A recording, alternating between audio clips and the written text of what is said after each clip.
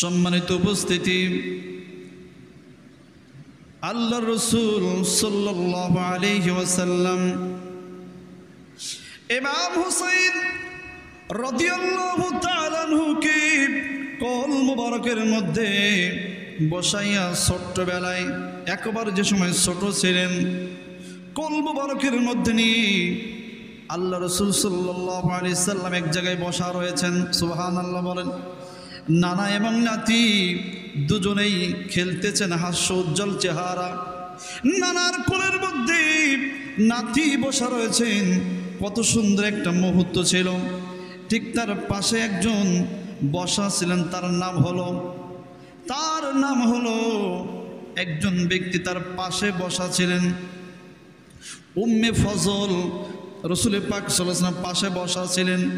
উম্মে ফজল একটু খেয়াল করে দেখলেন, একটু আগে মায়ার নবীজির চেহারা মোবারক কত সুন্দর ছিল, হাস্য উজ্জ্বল চেহারা।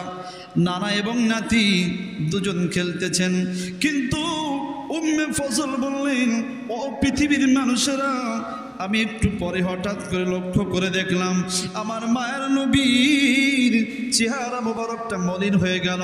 চোখের কোণার মধ্যে, চক্ষু মোবারকের মধ্যে পানি চলে আসলো। আমি আর সহ্য করতে পারলাম না, নবীকে ডাক দিয়ে বললাম, ইয়া রাসূলুল্লাহ, ইয়া হাবিবাল্লাহ, একটু আগে আপনার চেহারার মধ্যে কত সুন্দর নূর, কত সুন্দর হাস্য উজ্জ্বল চেহারা মোবারকটা ছিল। নবী গো, আপনি একটিবারের জন্য বলেন, সাথে সাথে এক মুহূর্তের মধ্যে আপনার চক্ষু মোবারকের মধ্যে পানি কেন চলে এসেছে? আল্লাহু আকবার।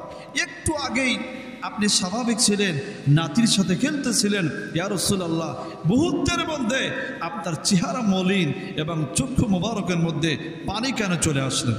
কারবালার যেদিন আল্লাহ রাসূল সাল্লাল্লাহু আলাইহি ওয়াসাল্লাম কারবালার ভবিষ্যৎবাণী করেছিলেন, সেই দিনের ইতিহাস।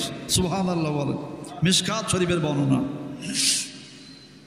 এই কথা বলার সাথে সাথে রাসূল পাক সাল্লাল্লাহু আলাইহি ওয়াসাল্লাম উম্মে ফজলকে ডাক দিয়ে বললেন, উম্মে ফজল, একটু আগে আমি যেই নাতির সাথে খেলতেছিলাম, আমার কোল মোবারকের মধ্যে ইমাম হুসাইন বসা রয়েছে, তুমি তো জানো।